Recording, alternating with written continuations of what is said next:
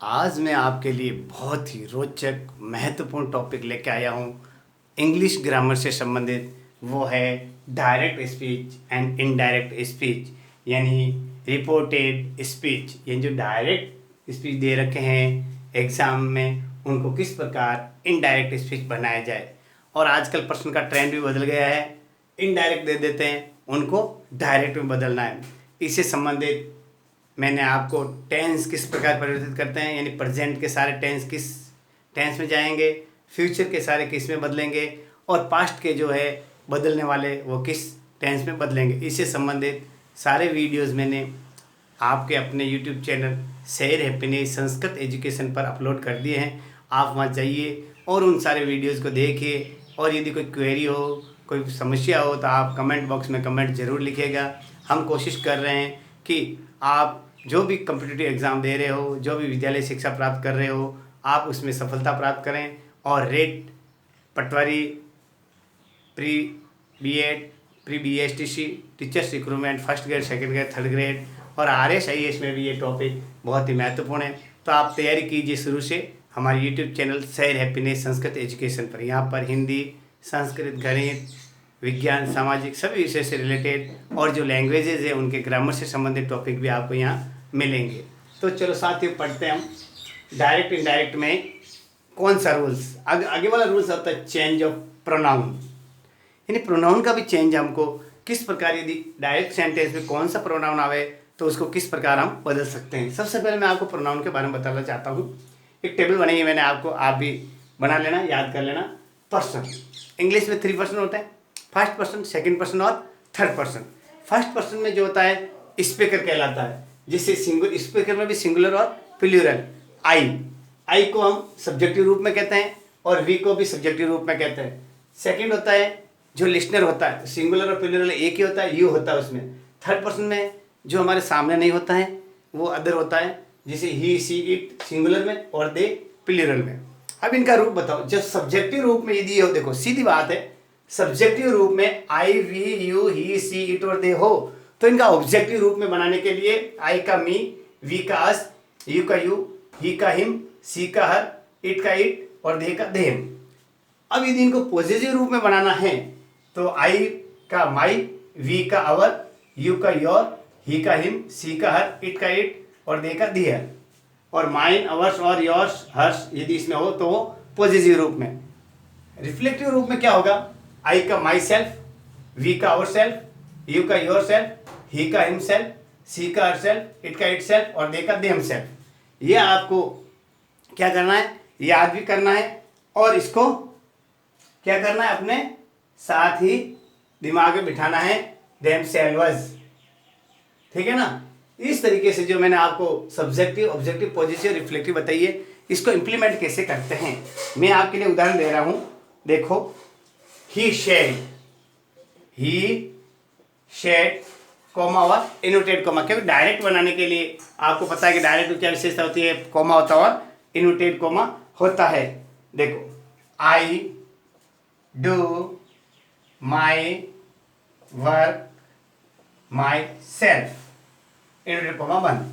सबसे पहले ही शेड, ये तो कहलाता है रिपोर्टिंग वर्क और ये कहलाता है I do my work myself, inverted comma में इसको रिपोर्टेड स्पीच, आर वी और R S.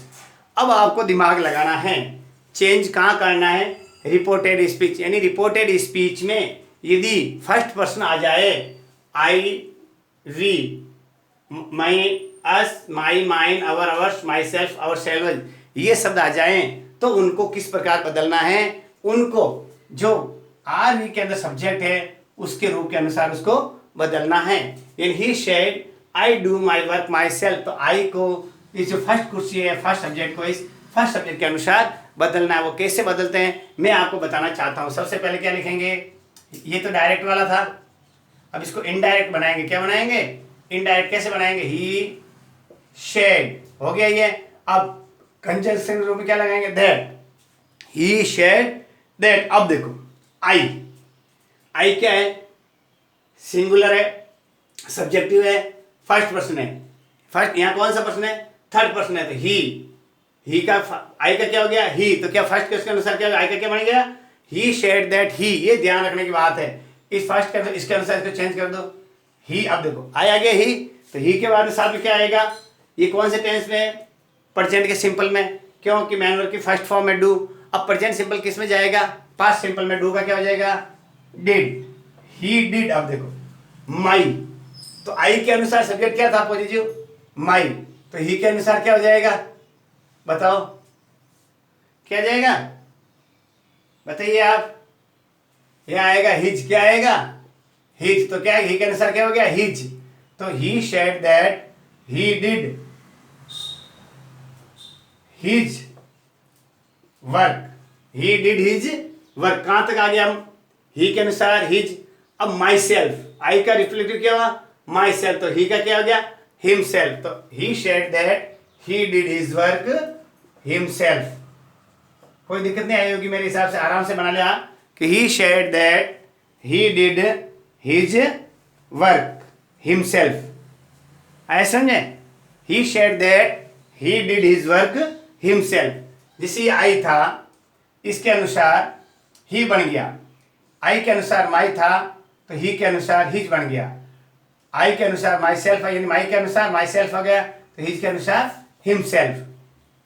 He said that he did his work himself. यहां तक आपको कोई दिक्कत नहीं आनी चाहिए। सीधी बात है कि रिपोर्टेड वर्ब के अंदर फर्स्ट पर्सन हो तो उसको किस प्रकार, बाहर यदि थर्ड पर्सन हो कोई भी, तो उसको किस प्रकार बदला जाए। अब मैं आपको एक उदाहरण और लेके बताना चाहता हूं कि जैसे देखो, एक है she said, she said comma और इनोटेड कॉमा में दोनों बंद है, क्योंकि किस वर्ड, कौन सा वर्ड लिख रहे हैं अपन, डायरेक्ट, डायरेक्ट लिख रहे हैं। सी शेड, देखो I said see my letter, I sell see my letter unit comma में बंद। इसका आपको क्या बनाना है, इनडायरेक्ट बनाना। तो ये सिंगल, यही है सी शेड दैट, आई को फर्स्ट कुर्सी के अनुसार क्या हो जाएगा, आई का क्या हो जाएगा, सी हो जाएगा। क्या हो जाएगा, तो सी आएगा, देखो सी। अब यहां आई के साथ क्या आया, सेल आया। फ्यूचर सिंपल है, विल सेल किस में जाते हैं, वुड और शुड में, तो सी के हिसाब से क्या बन जाएगा, वुड, सी वुड सी। अब देखो आई का हो गया माई, क्या हो गया, आई का हो गया माई, तो सी का क्या हो जाएगा, हर, क्या हो जाएगा, हर, और लेटर और फुल स्टॉप, ये इनवर्टेड कॉमा हट जाएगा। तो she said that she would see her letter. यानी अब आपको महत्वपूर्ण बात ये है कि रिपोर्टेड स्पीच में यदि फर्स्ट पर्सन हो तो उसको किस प्रकार, बाहर वाले जो रिपोर्टिंग वर्ब के उनके अनुसार सब्जेक्टिव को सब्जेक्टिव में, ऑब्जेक्टिव के अनुसार ऑब्जेक्टिव, पॉजिटिव को और रिफ्लेक्टिव हो तो उसके हिसाब से इसको चेंज करते हैं। आगे एक महत्वपूर्ण बात और बताना चाहता हूं मैं, यानी मेरा कहने का मतलब ये है कि यदि यहाँ रिपोर्टेड वर्ब के अंदर विल सेल है तो उसके अनुसार वुड और शुड हो जाएगा। अब जैसे देखो, अब महत्वपूर्ण आ रहा है बात, यदि स्पीकर और लिसनर दोनों हो, ध्यान रखना आप क्या बता रहा हूं मैं, आप स्पीकर और लिसनर दोनों हो, उसको किस प्रकार हम चेंज करेंगे। तो क्या करेंगे, जैसे देखो, he said to me, he said to me, comma और इनवर्टेड कोमा बना दिया आपने। देखो क्या, you wash your face, inverted comma one, he said to me, he said to me comma you wash your face. अब इसमें क्या देखो, स्पीकर और लिसनर, सुन लेना आप, तो सेड टू है यानी कहने वाला और वो सुनने वाला दोनों है, तो शेड टू को किसमें बदल देंगे, टोल्ड में। ये रूल्स आप ध्यान रखना, यदि स्पीकर और लिसनर दोनों हैं तो शेड टू को किसमें जाएगा, टोल्ड में, और शेड टू को टेल में। आया समझे, तो क्या कहेंगे हमें, he told me, said to हट गया, अब इसको इससे जोड़ेंगे दैट।